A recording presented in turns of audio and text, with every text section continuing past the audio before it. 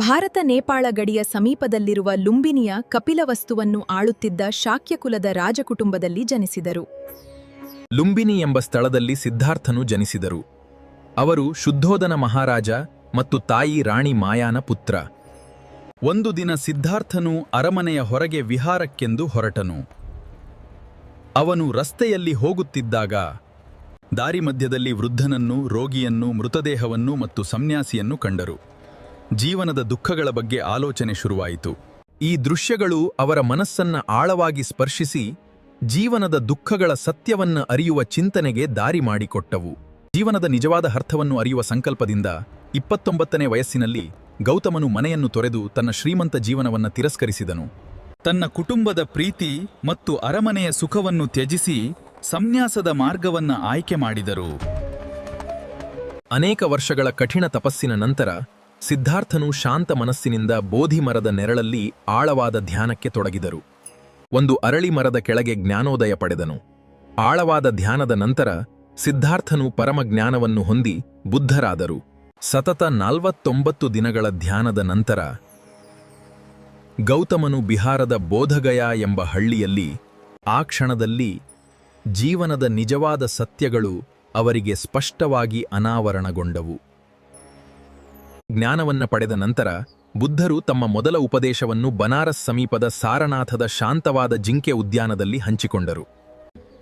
ಈ ಘಟನೆಯನ್ನು ಧರ್ಮಚಕ್ರ ಪ್ರವರ್ತನ ಎಂದು ಕರೆಯಲಾಗುತ್ತದೆ. ಬೌದ್ಧ ಧರ್ಮದ ಮುಖ್ಯ ಬೋಧನೆಗಳು 4 ಉದಾತ್ತ ಸತ್ಯಗಳು ಅಥವಾ ಆರ್ಯ ಸಚ್ಚನಿ ಉಪದೇಶಿಸಿದರು. 4 ಉದಾತ್ತ ಸತ್ಯಗಳು. ದುಃಖದ ಸತ್ಯ, ಜೀವನವು ದುಃಖದಿಂದ ತುಂಬಿದೆ. ಎರಡನೆಯದು ದುಃಖಕ್ಕೆ ಕಾರಣವಾದ ಸತ್ಯ, ಆಸೆಯೇ ದುಃಖಕ್ಕೆ ಕಾರಣ. ಮೂರನೆಯದು ದುಃಖದ ಅಂತ್ಯದ ಸತ್ಯಕ, ಆಸೆಗಳನ್ನು ಕೊನೆಗೊಳಿಸುವ ಮೂಲಕ ದುಃಖವನ್ನು ಕೊನೆಗೊಳಿಸಲು ಒಂದು ಮಾರ್ಗವಿದೆ. ನಾಲ್ಕನೆಯದು ದುಃಖವನ್ನು ಕೊನೆಗೊಳಿಸುವ ಮಾರ್ಗದ ಸತ್ಯ, ಒಬ್ಬರು ಅಷ್ಟಾಂಗಿಕ ಮಾರ್ಗವನ್ನು ಅನುಸರಿಸಿದರೆ ಜ್ಞಾನೋದಯವನ್ನು ಸಾಧಿಸಬಹುದು. ಅಷ್ಟಾಂಗಿಕ ಮಾರ್ಗದ 8 ಅಂಶಗಳು: ಸಮ್ಯಕ್ ದೃಷ್ಟಿ, 4 ಆರ್ಯ ಸತ್ಯಗಳನ್ನು ಅರ್ಥಮಾಡಿಕೊಳ್ಳುವುದು ಮತ್ತು ಜೀವನದ ಸತ್ಯವನ್ನು ಅರಿಯುವುದು. ಸಮ್ಯಕ್ ಸಂಕಲ್ಪ, ಕೆಟ್ಟ ಆಲೋಚನೆಗಳನ್ನು ಬಿಟ್ಟು ಕರುಣೆ ಮತ್ತು ವಿರಕ್ತಿಯಿಂದ ಕೂಡಿರುವ ಶುಭ ಭಾವನೆಗಳನ್ನು ಬೆಳೆಸಿಕೊಳ್ಳುವುದು. ಸಮ್ಯಕ್ ವಾಕ್, ಸುಳ್ಳು, ಚಾಡಿ, ನಿಷ್ಠುರ ಮಾತು ಮತ್ತು ಹರಟೆಗಳನ್ನು ಬಿಟ್ಟು ಸತ್ಯ ಹಾಗೂ ಮಧುರವಾಗಿ ಮಾತನಾಡುವುದು. ಸಮ್ಯಕ್ ಕರ್ಮ, ಹಿಂಸೆ, ಕಳ್ಳತನ ಮತ್ತು ವ್ಯಭಿಚಾರದಿಂದ ದೂರವಿದ್ದು ಕರುಣಾಮಯಿ ಕಾರ್ಯಗಳನ್ನು ಮಾಡುವುದು. ಸಮ್ಯಕ್ ಆಜೀವ, ಪರರಿಗೆ ಹಾನಿಯಾಗದ, ಅಹಿತವಾಗದ, ಧರ್ಮಬದ್ಧವಾದ ಕೆಲಸದ ಮೂಲಕ ಜೀವನ ಸಾಗಿಸುವುದು. ಸಮ್ಯಕ್ ವ್ಯಾಯಾಮ, ಕೆಟ್ಟ ಆಲೋಚನೆಗಳನ್ನು ದೂರ ಮಾಡಿ ಒಳ್ಳೆಯ ಆಲೋಚನೆಗಳನ್ನು ಮನಸ್ಸಿನಲ್ಲಿ ಮೂಡಿಸಲು ಪ್ರಯತ್ನಿಸುವುದು. ಸಮ್ಯಕ್ ಸ್ಮೃತಿ, ದೇಹ, ಭಾವನೆಗಳು ಮತ್ತು ಮನಸ್ಸಿನ ಸ್ಥಿತಿಯ ಬಗ್ಗೆ ಸದಾ ಜಾಗರೂಕರಾಗಿರುವುದು. ಸಮ್ಯಕ್ ಸಮಾಧಿ, ಮನಸ್ಸನ್ನು ಏಕಾಗ್ರತೆಯಿಂದ ಧ್ಯಾನದಲ್ಲಿ ತೊಡಗಿಸಿ ಸ್ಥಿರವಾದ ಜ್ಞಾನವನ್ನು ಹೊಂದುವುದು. ಈ 8 ಮಾರ್ಗಗಳನ್ನು 3 ಮುಖ್ಯ ಭಾಗಗಳಾಗಿ ವಿಂಗಡಿಸಲಾಗಿದೆ. ಪ್ರಜ್ಞೆ ಮತ್ತಿ, ಸಮ್ಯಕ್ ದೃಷ್ಟಿ, ಸಮ್ಯಕ್ ಸಂಕಲ್ಪ, ಶೀಲ ಸಮ್ಯಕ್ ವಾಕ್, ಸಮ್ಯಕ್ ಕರ್ಮ, ಸಮ್ಯಕ್ ಆಜೀವ, ಸಮಾಧಿ ಸಮ್ಯಕ್ ವ್ಯಾಯಾಮ, ಸಮ್ಯಕ್ ಸ್ಮೃತಿ, ಸಮ್ಯಕ್ ಸಮಾಧಿ. ಬೌದ್ಧ ಧರ್ಮವು 3 ಸ್ತಂಭಗಳ ಮೇಲೆ ನಿಂತಿದೆ. ಬುದ್ಧ ಅದರ ಸ್ಥಾಪಕ, ಧರ್ಮ ಅವನ ಬೋಧನೆಗಳು ಮತ್ತು ಸಂಘ ಬೌದ್ಧ ಸನ್ಯಾಸಿಗಳು ಮತ್ತು ಸನ್ಯಾಸಿನಿಯರ ಕ್ರಮ. ಬುದ್ಧನು ತನ್ನ ಉಳಿದ 45 ವರ್ಷಗಳ ಕಾಲ ಊರೂರು ಅಲೆಯುತ್ತಾ ತನ್ನ ಬೋಧನೆಗಳನ್ನು ಮಾಡಿದನು. ಆನಂದ ಈತನ ಮೊದಲ ಶಿಷ್ಯನಾಗಿದ್ದನು.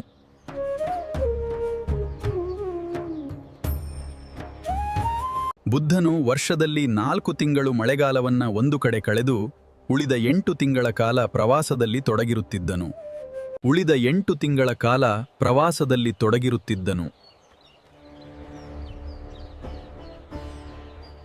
ಬುದ್ಧ ತನ್ನ 80ನೇ ವಯಸ್ಸಿನಲ್ಲಿ ಉತ್ತರ ಪ್ರದೇಶದ ಗೋರಖ್ಪುರ ಜಿಲ್ಲೆಯ ಕುಶಿನಗರ ಎಂಬಲ್ಲಿ ಕ್ರಿಪು 503ರಲ್ಲಿ ಪರಿನಿರ್ವಾಣ ಹೊಂದಿದನು.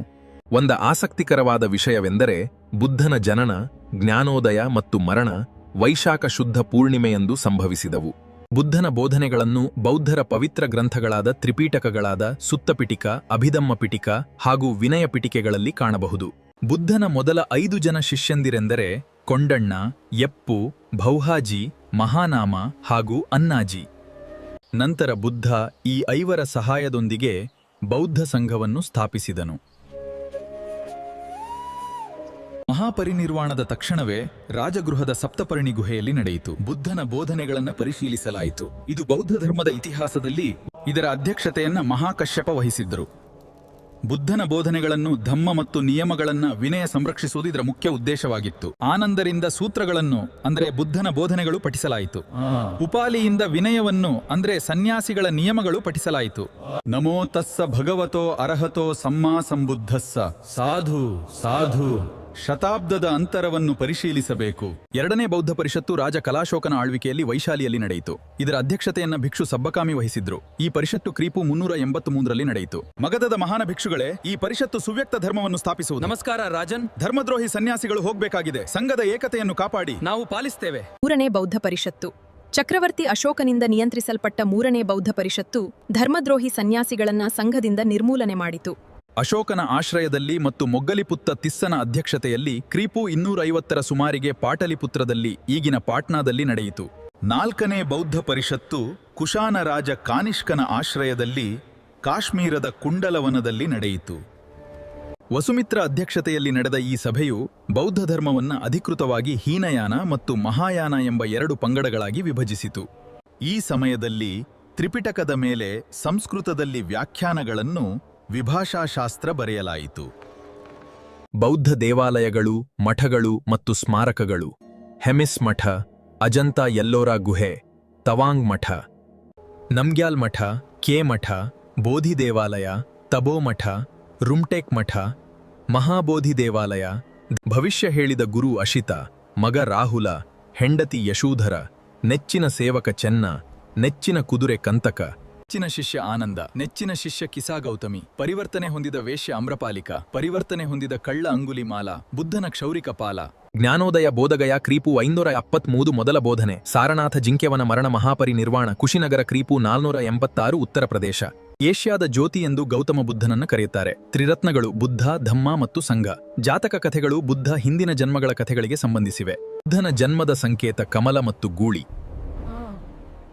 ಬುದ್ಧನ ಗೃಹತ್ಯಾಗದ ಮಹಾಭಿನಿಷ್ಕ್ರಮಣ ಸಂಕೇತ ಕುದುರೆ. ಧರ್ಮಚಕ್ರ ಬುದ್ಧನ ಮೊದಲ ಬೋಧನೆ ಸಂಕೇತವಾಗಿದೆ. ವಿಶ್ವದ ಅತಿದೊಡ್ಡ ಬೌದ್ಧ ದೇವಾಲಯ ಇಂಡೋನೇಷ್ಯಾದ ಬೋರೋಬುದೂರ್. ಬುದ್ಧನು ಪಾಲಿ ಭಾಷೆಯಲ್ಲಿ ಬೋಧನೆ ಮಾಡುತ್ತಿದ್ದನು.